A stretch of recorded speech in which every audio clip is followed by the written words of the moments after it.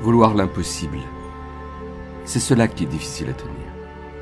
L'œil ouvert sur les reflets du ciel disparaissant dans l'eau trouble du canal. Ne pas sombrer, tenir tête. Je ne fais rien d'autre que me laisser envahir, avec continuité, par le hasard.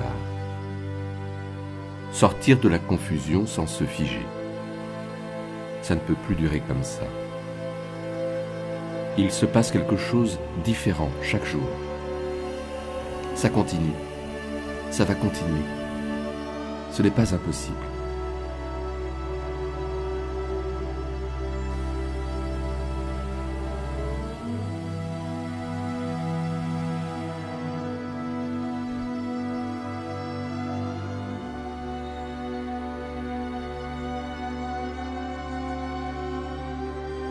Désormais, et c'est de plus en plus souvent, à chaque fois que nous revenons à Marseille, avec Caroline qui y a vécu durant son adolescence, c'est la mer qui nous attire irrésistiblement.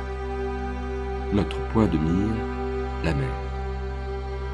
Nous cherchons systématiquement à vivre face mer, du côté d'Andoum, Malmousse, Bompard ou Roucas-Blanc. Cette fois-ci, nous logeons au dernier étage d'un appartement magnifiquement situé au-dessus du parc Montvert, avec vue à 360 degrés sur la ville. D'un côté, le Roucas-Blanc et la rade de la Pointe-Rouge qui se profilent loin. De l'autre, le théâtre Sylvain apparaît en contrebas, le terrain de pétanque à l'ombre d'un beau pin parasol, les maisons d'Andoum, ses ruelles bordées de murets, le vallon des Oufs, à l'horizon, la Joliette et les Stacks. Avec une adresse tout en promesse, rue des Flots Bleus, à la recherche d'un nouvel horizon.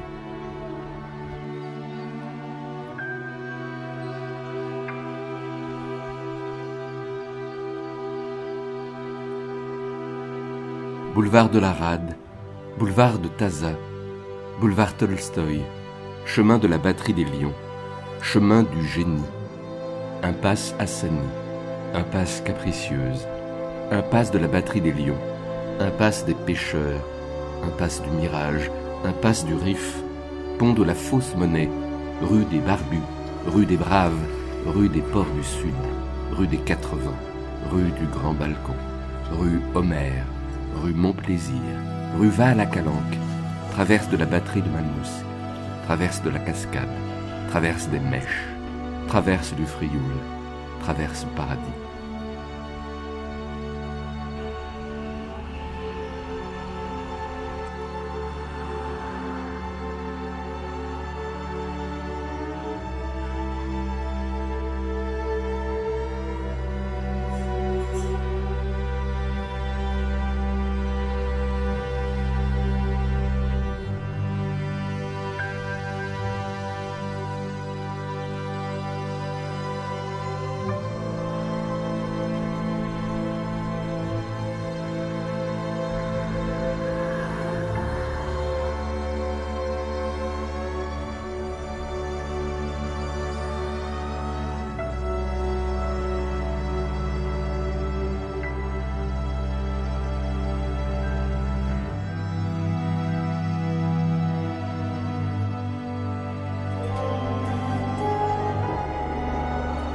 Pour la sécurité de tous, merci de porter un masque en gare, à bord des trains et d'appliquer les gestes barrières. Pour les voyageurs des trains grandes lignes, des vérifications du pass vaccinal pourront être réalisées et les agents SNCF sont là pour vous accompagner. En train, tous responsables. Un billet, un masque, un pass.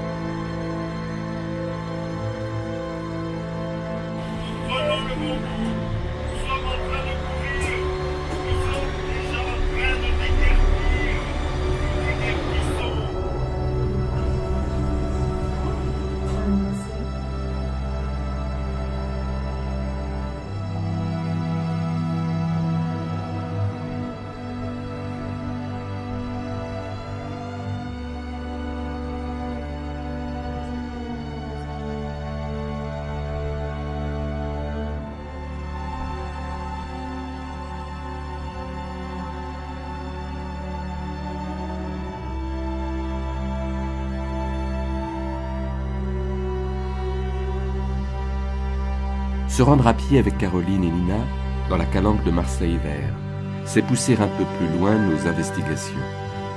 Longer la mer, un jour de grand vent, ciel bas, nuages gris. La roche claire de calcaire si particulière aux calanques. Nos pas en mesure. Respiration qui s'accorde.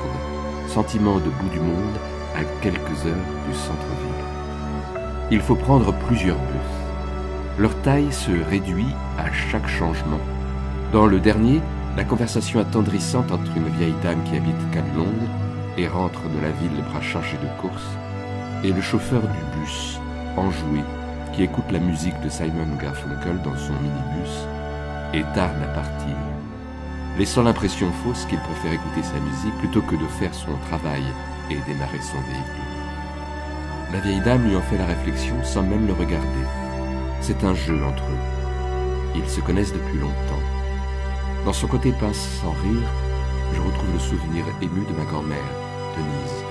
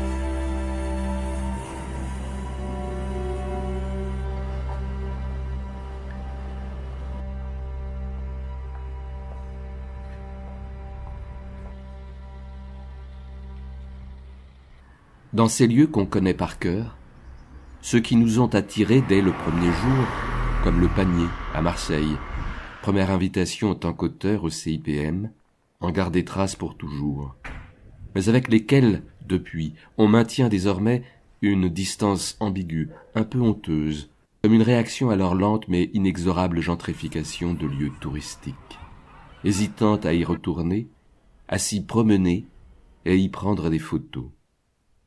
Et se faire piéger, en y retournant malgré tout, sous prétexte d'un rendez-vous, et, malgré le manque de lumière, être saisi soudain par la beauté de ce lieu qui nous en rappelle tant d'autres.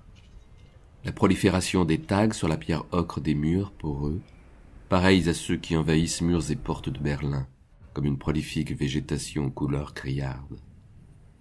Les ruelles vides aux échos inouïs dans le dédale du labyrinthe de la citadelle de Bastia.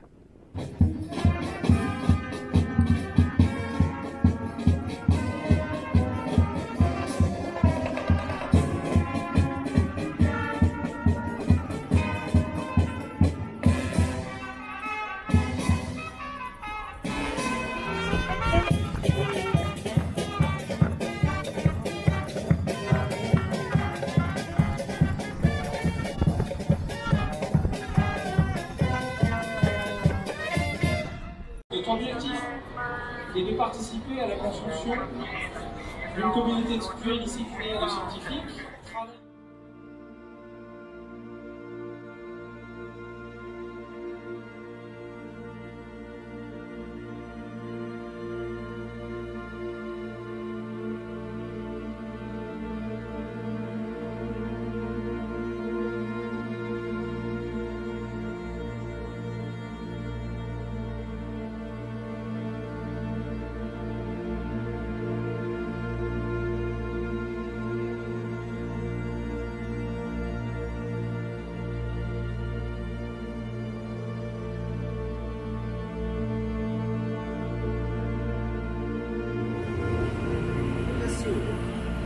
Make this order. I made this order.